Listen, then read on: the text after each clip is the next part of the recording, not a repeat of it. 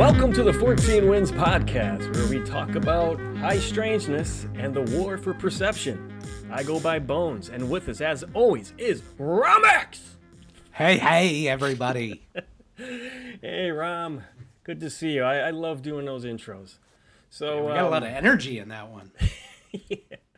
So last time we opened the portal, we connected UAPs, demons, and the possibility that the U.S. government isn't just studying the phenomenon, it's interpreting it. And it's interpreting it theologically. So, this episode, we're going to finish that arc. But more importantly, we're going to trace how those beliefs left the black budget world and entered our politics and our pulpits. Maybe our future. If you've been listening to Fortean Winds for any length of time, you probably noticed something. Every story we cover eventually stops being about UFOs, or fairies, or demons, and it starts being about who gets to decide what things mean. Yeah. And I think our last episode highlights that, maybe the best of any episode that we've done, when you talk about who gets to decide what UFOs mean and how that eventually ends up affecting you, even our politics, even what's happening in the media right now. It's not about belief versus disbelief. It's about interpretation control, or what we often hear in the media today thrown around is narrative control. Who controls the narrative? And I think that's a really good thing that we're all looking at that we're all understanding that there is a narrative being built constantly. And whoever controls interpretation controls public reaction, policy, fear, and authority. Because a war for perception isn't fought with bombs. It's fought with definitions. You'll notice how we spend so much time on things like definitions. Our definition of UAP we're very proud of. They're subjective expressions of an unknown intelligence, but they're capable of interacting with us physically. They're capable of being fully nuts and bolts. They redefine what we think of as physical. And across history, the same phenomenon appears as angels, demons, fairies, jinn, kami, Sasquatch, aliens, whatever.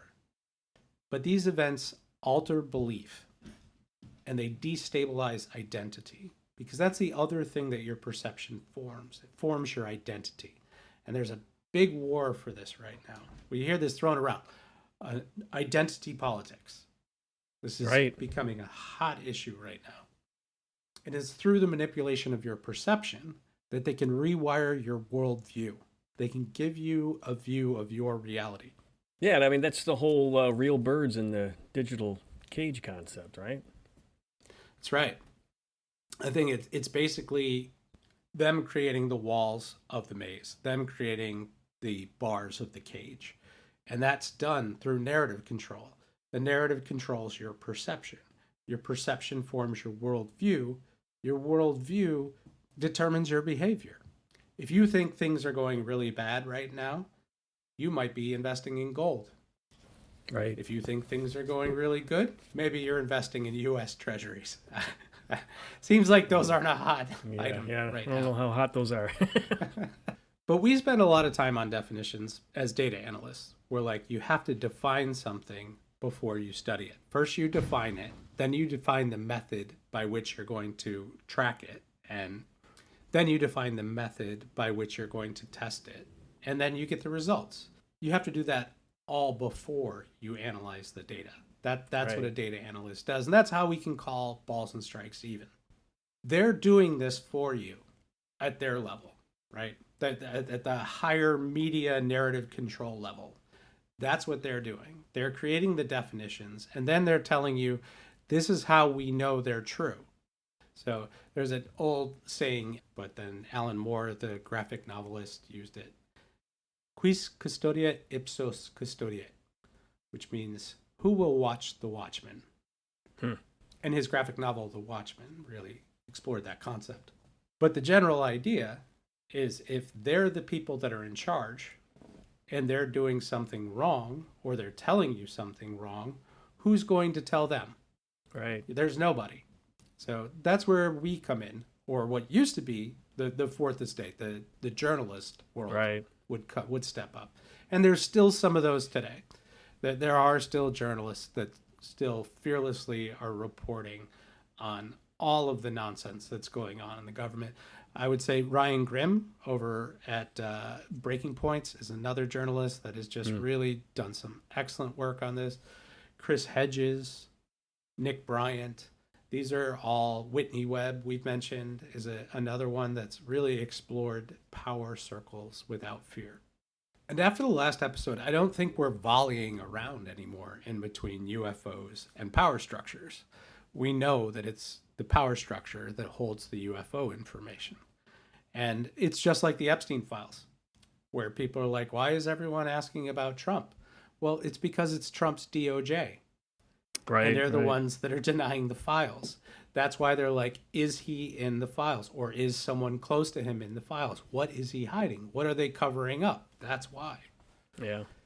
And even though I was excited to the place where we got to, where we tied up how folklore and mythology and power and UFOs are all working together, I happened to be doing some work on the side on the Epstein files because we started a game on 10 to finish. For blood, remember? Yeah. Right. And in the latest release from the Epstein files, there was a 2020 tip in there. And there was a bunch of tips from 2020 that came in.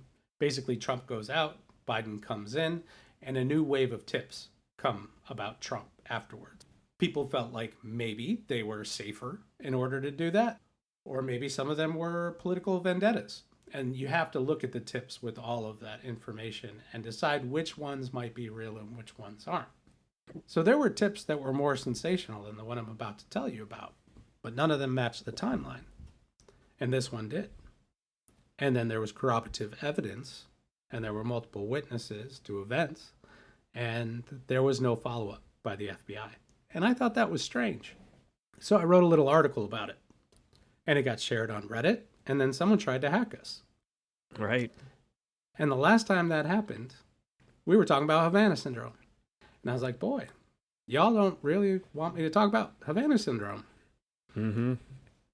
And this time it's the Epstein files. And this is the second time that we have been treated with the Fortean Winds rule over talking about the Epstein files when we're just talking about stuff that is plain old in the news.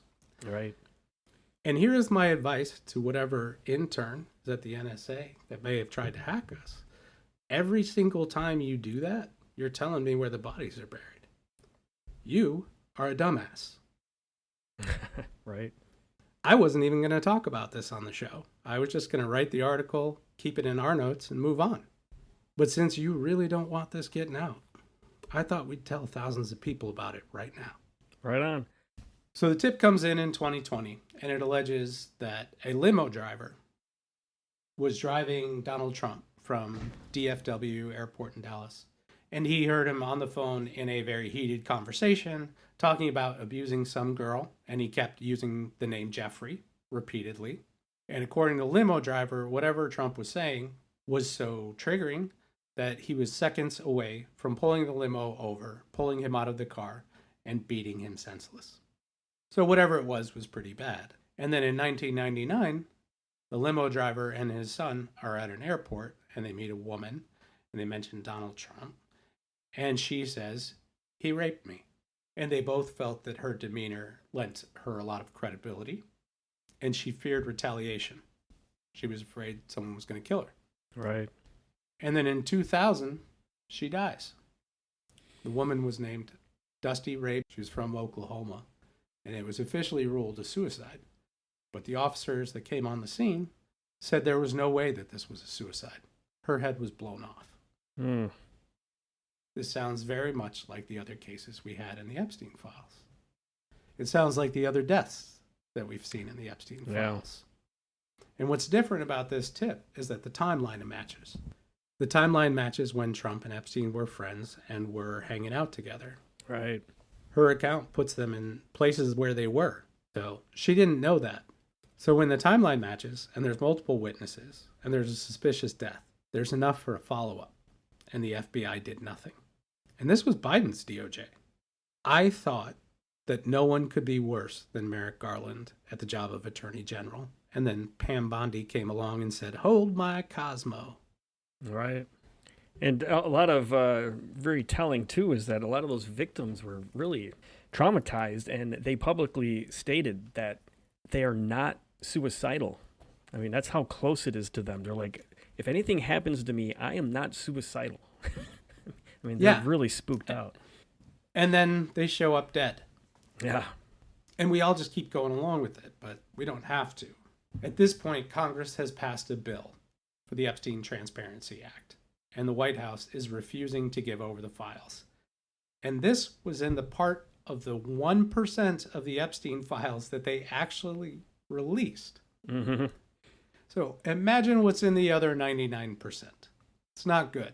Yeah, and one of the things that really gets me is that the House Speaker, Mike Johnson, actually made a statement saying that all the files shouldn't be released in order to protect, basically, the political order. And that is so telling. And I really don't think he knew what he was saying, because he's basically admitting that the political order is based on corruption. A 1 in a million moment from Mike Johnson. He was honest. Yeah, He's telling the truth. I mean, this is what we've been saying in the public. And people are calling investigative journalists conspiracy theorists. Right. And it's crazy how there was such a lack of interest in this story until it did involve Trump, until it did go that far. You know, These victims have been around for decades now, finally, and it hasn't gone anywhere. It's at least partially behind the invasion of Venezuela, behind the invasion of Minneapolis. Yeah.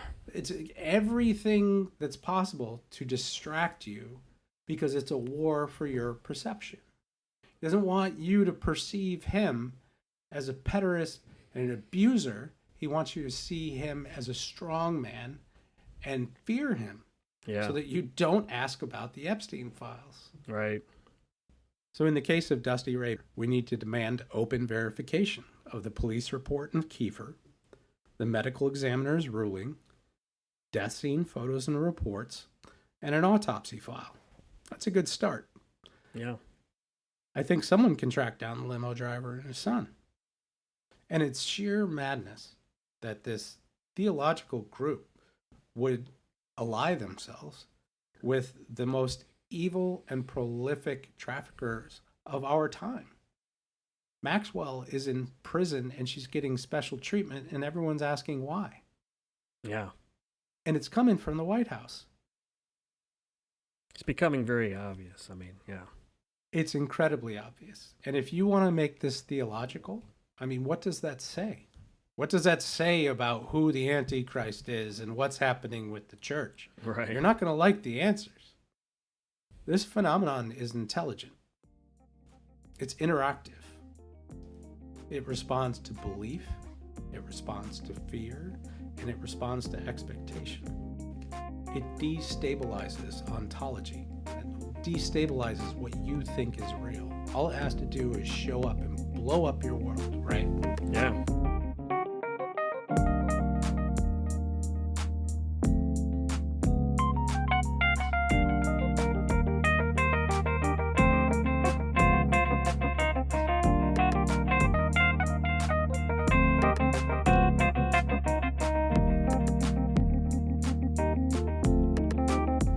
And these people like the Collins elite and the elitists, and when we talk about the elite, the financial elite, and the 1%, I want to make something clear. We're not actually talking about 1%. We're talking about 0.1%.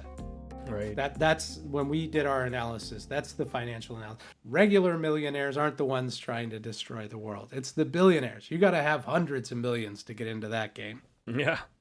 Which is great because it also gives us a smaller target. We know who those people are. It's difficult to hide that kind of money. Yeah.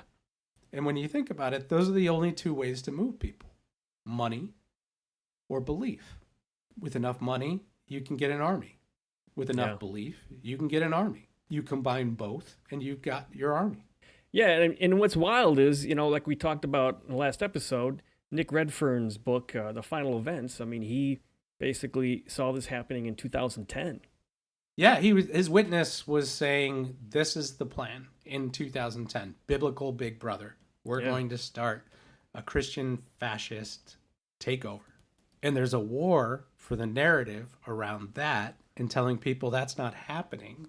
Right. Because these guys are all coming out of intel. They're coming from counter intel. They're coming from psyops. I mean, these guys are coming straight out of the government. They've been building their own paramilitary. Yeah. And now we're seeing them on the street.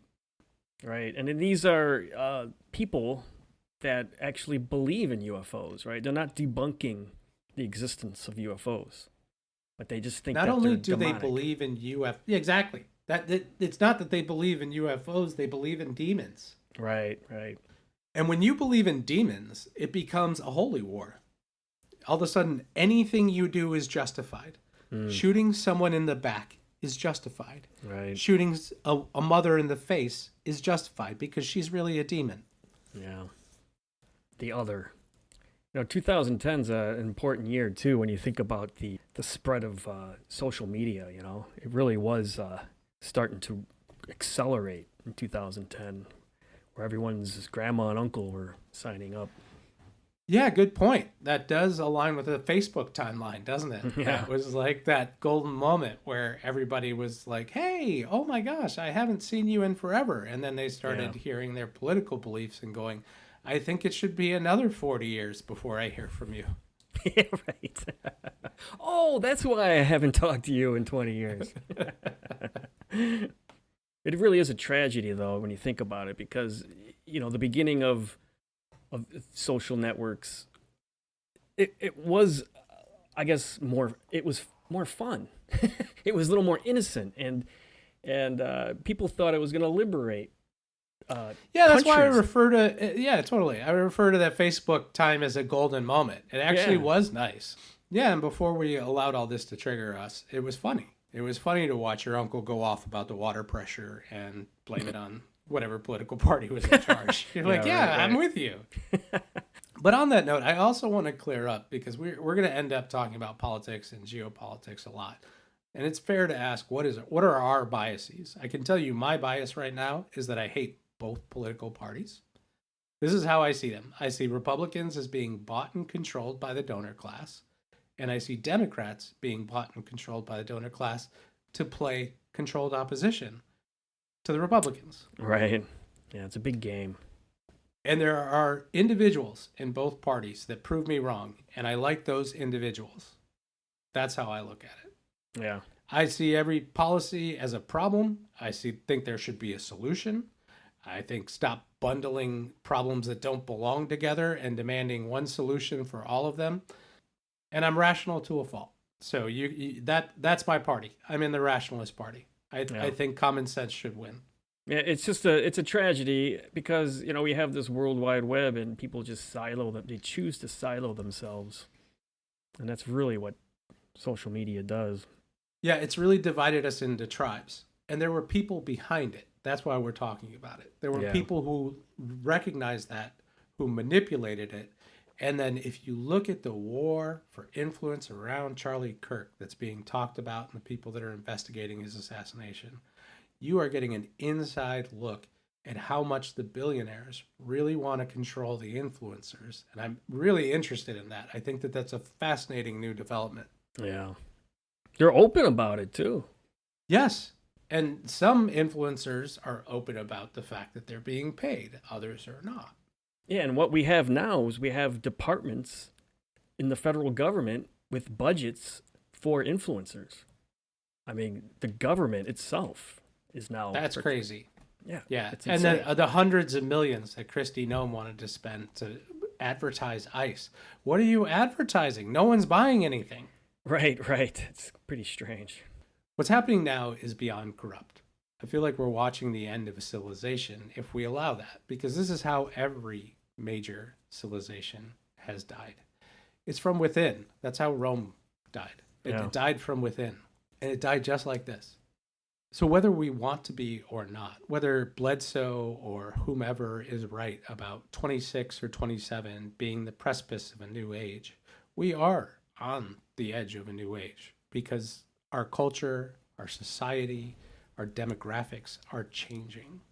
Yeah. One of the great myths in the media right now is the great replacement theory. And this is the idea that white people are actively being replaced by brown people in the United States. And that this is fueling a lot of anti-immigration sentiment. Right. One thing I would like to say about that is, in effect, it's true. There is a shrinking white majority in this country. And the number one reason for that is the birth rate. It's not immigration, it's the birth rate. And they're using immigration to replace bodies because the birth rate is not keeping up. Right. And I think it's a conversation worth having of whether or not that's the right strategy.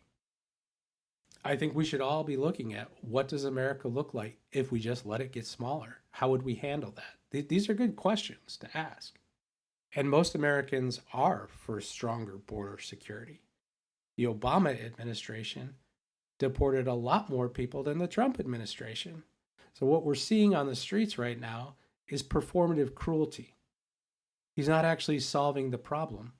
No, they're creating a spectacle on purpose. For perception. Yeah. There it is. Yep. War for your perception. Yep. And whether we're looking at the Epstein files, we're looking at what's happening on the streets of Minneapolis, or whether we're looking at who controls UFOs, we always ask the same question. Who gains from this interpretation? Look to see who will benefit. So who benefits from demonic framing of UFOs? Who benefits from having centralized authority, using religious legitimacy for force, moral immunity? Who benefits from that? So the people that benefit are the ones that want to maintain full control, and they want to do things that are going to be against your will, that are going to be against the majority's benefit and toward a small group.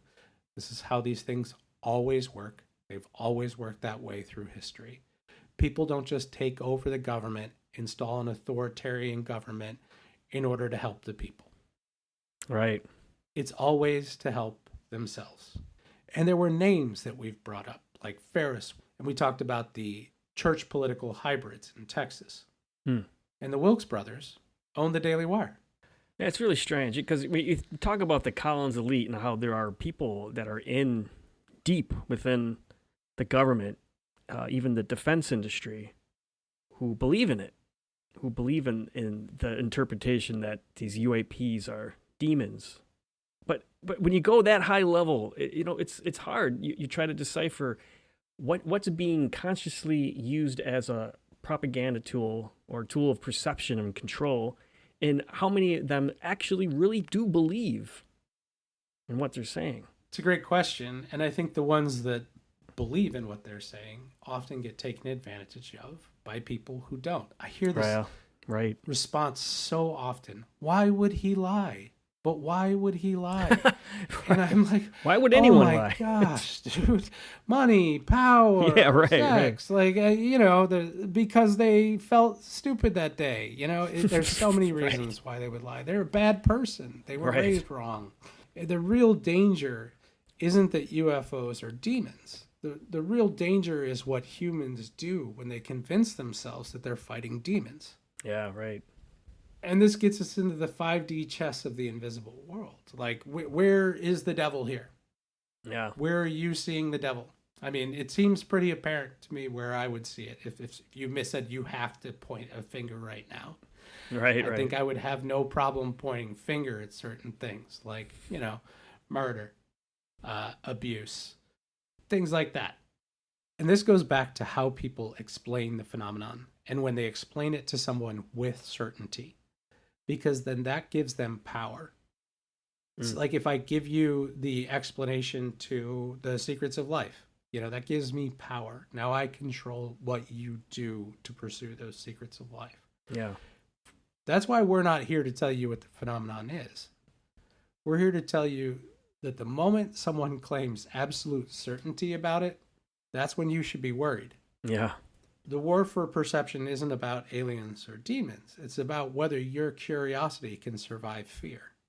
This phenomenon responds to belief. It responds to expectation. But we've heard multiple witnesses say, when they don't seem to have a belief or when they don't seem to have an expectation, the encounter goes very differently. So we have to ask ourselves, why do UFOs keep changing? Why does theology keep appearing when they change? And why do power structures care so much about all of it? Yeah. And this will inform our future because AI is becoming a perception engine. Much like the Google algorithm was able to alter your perception of the world, AI can do that without hitting the web. Yeah, right. And can do it with kind of a sultry, sexy voice, too, that really thinks your ideas are great, you know? But UFOs keep changing so that we don't know what they are. And theology keeps appearing in order to explain what they are. And the power structures care so much because they utilize those beliefs in order to control us. Right.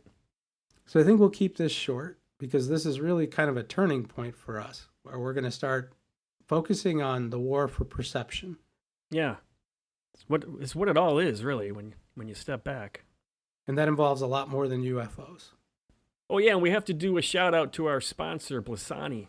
Yeah, Blissani is a vegan skincare company that specializes in anti-aging and acne. We like their products. I especially like the fact that they're vegan and organic, and I know that putting it on my skin won't harm my internal organs. What? The best part is I'm not applying poison onto my skin. So in the next episode, I'd really like to look into, what is an actual psyop? Because like you said earlier, it's a term that's basically being overused now, but it's an important term. Yeah, I think that'd be a great one for us to focus on. And we can go all the way into the military manuals on what a psyop is, and then what the public perception of a psyop is, and what the intention of all that is, because we're looking at multiple psyops here. Yeah, they're everywhere. And the phenomenon itself, Keel always described it as a psyop. So I think we can tie that in as well. Yeah, right. All right, perfect good stuff. Little Fortean Winds episode coming up. Yeah, there you go. All right, well, thanks, Ram, and thanks, everyone, for listening. Please visit our website at forteanwinds.com. Thanks, everyone. Take care.